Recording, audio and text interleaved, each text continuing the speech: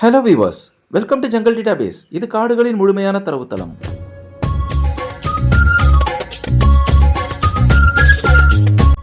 வனம் சூழ் கோவையை சுற்றி வால்பாறை, ஊட்டி போன்ற அழகான மிகப்பெரிய மலை பிரதேசங்கள் இருந்தாலும் கோவைக்கு பக்கத்திலேயே நம்ம பாலக்காடு மாவட்டம் பார்டர்ல அமைஞ்சிருக்கிற ஒரு அழகான கியூட்டான ஒரு ஹில் ஸ்டேஷனை பத்தி தான் இதில் நம்ம எக்ஸ்ப்ளோர் பண்ண போறோம்.